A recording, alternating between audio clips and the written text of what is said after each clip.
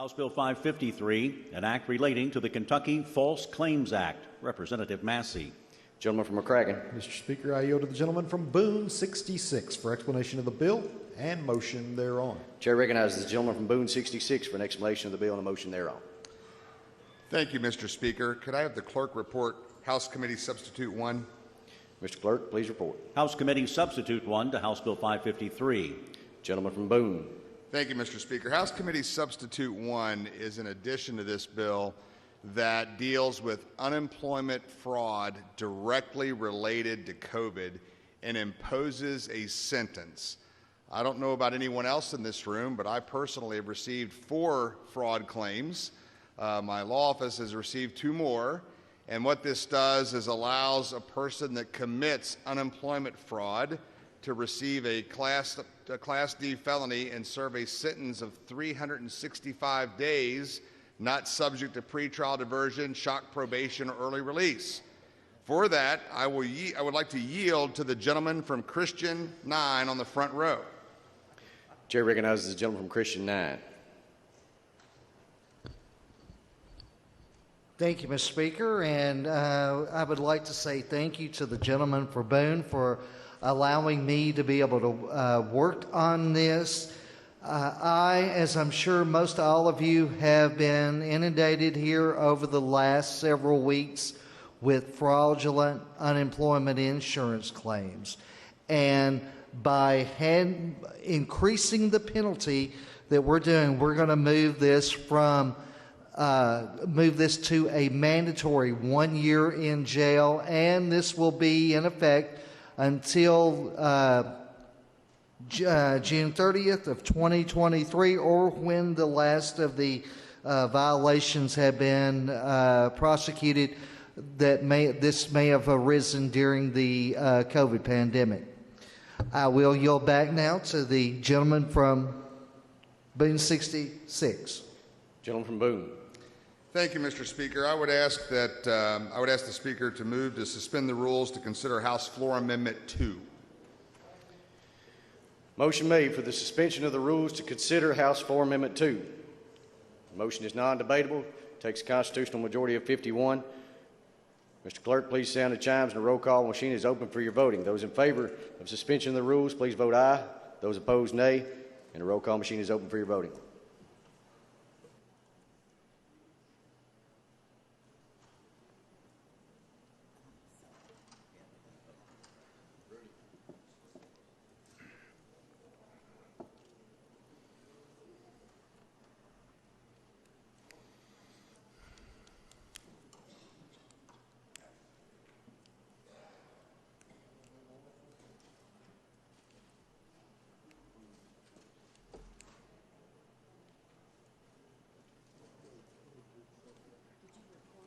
I reported it, but they didn't vote.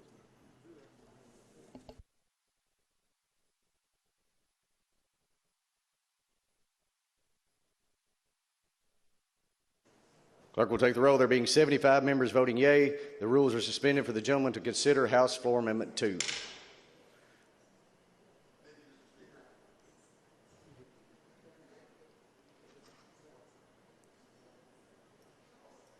Gentleman from Boone. I need to report, we called the committee sub, and I needed to move to adopt the committee sub, and then I can move to House Floor Amendment 2. So I would move to adopt the committee sub. Mr. Clerk, please report. House Committee Sub 1 to House Bill 553. Gentleman from Boone. I've moved for its adoption. As already. Question for the body is on adoption of House Committee Substitute 1. Is there any debate or discussion? Seeing none, all those in favor, please signify by saying aye. All opposed, nay. Motion carries. House Committee Substitute 1 is adopted. Gentlemen from Boone, the rules are suspended for you to consider House Floor Amendment 2. Now I would ask the clerk to report House Floor Amendment 2. Mr. Clerk, please report. House Floor Amendment 2 to House Bill 553. Gentleman from Boone. Thank you, Mr. Speaker. This bill was the point of a lot of controversy when it was first filed. I know that many members in this body received a number of texts and calls from their hospitals and nursing homes because it was filed initially as a False Claims Act bill. And there was some concern that this would open up the floodgates of litigation, even though there was already an avenue for litigation from the federal government. But that being said, we've heard those concerns, and as a result, under House Floor Amendment 2, everything is stricken or taken out of this bill except House Committee Sub 1, which is the unemployment fraud piece that we have just discussed. The rest of this bill in its entirety, the language will be stricken. I believe it's lines 3 on page 1 through page 19, line 26. And then the balance of the bill that we will be voting on is simply the unemployment fraud piece that the gentleman from Christian discussed that would impose a sentence on someone that committed fraud, unemployment fraud related to COVID. So with that, I would move for the adoption of House Floor Amendment 2. Question for the body is on adoption of House Floor Amendment 2. Is there any debate or discussion? The chair recognizes the lady from Jefferson 38. Thank you, Mr. Speaker. May I speak on the amendment, please? I'm sorry, what did you say, ma'am? May I speak on the amendment, You please? may proceed. Thank you. There's a lot that I could say about this, and I don't want to mischaracterize conversations I've had about this bill with the gentleman from Boone. However, the gentleman from Boone is correct when he says that there was a lot of contention about the underlying False Claims Act portion of this bill when we discussed it in committee. I, however, maybe uniquely so, held the opposite view and understood as an attorney the False Claims Act language that only exists right now in federal law. I had not necessarily a problem mimicking that sort of language in our state statutes. However, I did have a big problem with this unemployment insurance language. And now that this is going to be the bill and this is the amendment that's going to make this only the bill, I feel like I need to speak against it. I'll use some of the points. I wasn't prepared for this to occur, so I want to be measured in my comments, and I'll repeat some of what I said in committee.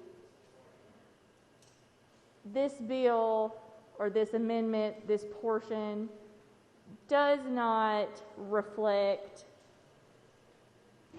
a lot of our traditions in amending state statutes. It's very, very harsh. Unemployment is a social safety net program. It is for people who have lost their job through no fault of their own. Thousands, tens of thousands, possibly hundreds of thousands of people have had difficulty this past year navigating our unemployment systems. They have answered questions incorrectly. They have not provided the documentation that they need. And they've encountered a lot of problems, and I certainly wouldn't want anybody to be held unfairly to this statute when they made errors that were very understandable because a lot of people have made them. The other part of this that I want to point out is a lot of the fraud that has taken place in the unemployment system, I don't think it's been Kentuckians doing this. I think that our unemployment insurance system is set up online where people can file claims online, and anybody can get online and purport to be someone who they are not and attempt to get benefits through our system. I don't believe that this has been Kentuckians doing this, but I think it would be very difficult for our law enforcement structure to track down and prosecute and punish these people from out of state. Another point that I want to make about this is we're making this a Class D felony. We discussed a bill last year about criminalizing certain abuses of social safety net programs. And this bill is so far out of line with even the penalties that we discussed last year that they don't even look like the same programs, but they're there for the same intent. Unemployment is here to help people. It is not here to be punitive. And I want to point out the language that says,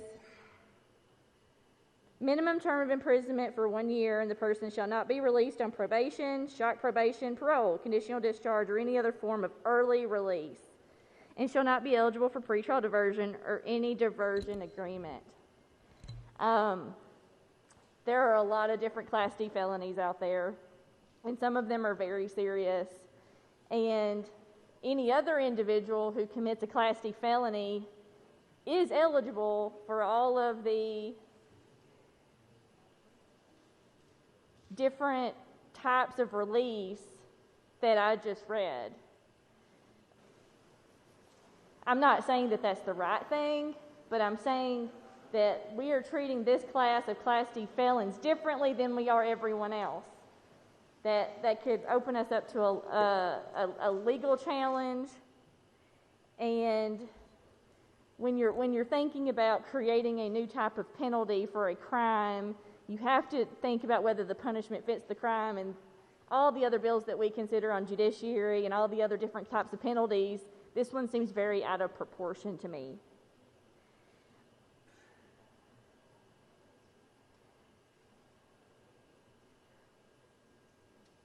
For those reasons, Mr. Speaker, I'm going to ask that the body vote down this amendment. I can understand all the contention that led to us scrapping the false claims language for now, but this was really an afterthought when we discussed this in committee, and I spoke up against it then, but I, in good faith, voted for this bill. And I was told by the committee chair that he would work with me on the part of the language that I had problem with, which was very clearly this.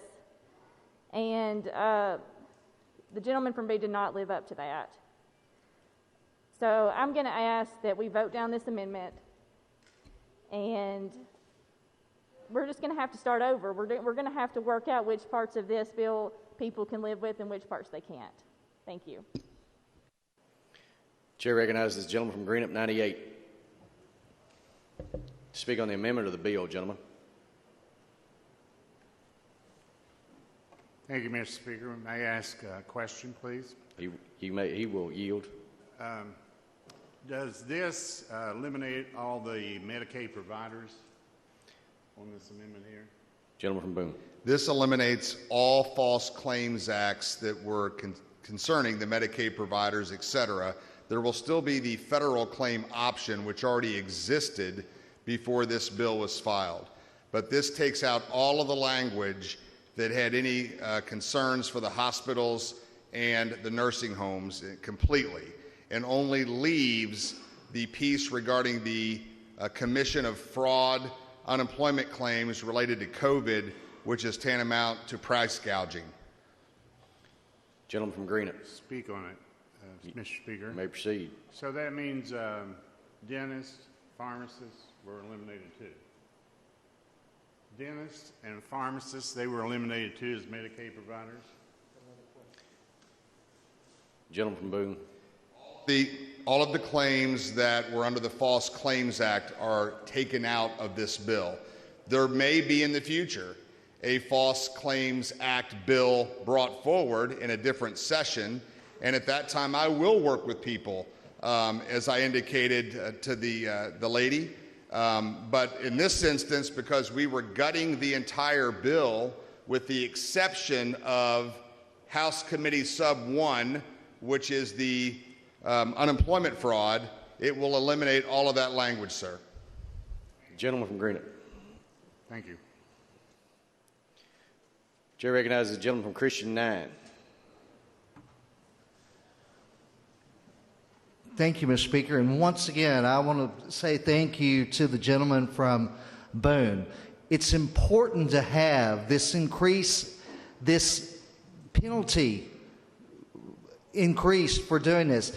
One of the things today that we learned during the Budget Review Subcommittee that was held concerning unemployment fraud was that one of the reasons we are seeing such a long delay in our citizens receiving their benefits are due to these fraudulent claims. These individuals, this is identity theft, and I'm happy to see an increased penalty placed upon them for stealing the identity of the citizens of Kentucky. Thank you, Mr. Speaker. Question for the body is on adoption of House Floor Amendment 2. Is there any debate or discussion? Seeing none, all those in favor, please signify by saying aye. Aye. All opposed, nay. Motion carries. House Floor Amendment 2 is adopted. Gentleman from Boone. With that, Mr. Speaker, I would move for passage of House Bill 553 as amended by House Committee Sub 1 and House Floor Amendment 2. Move for adoption.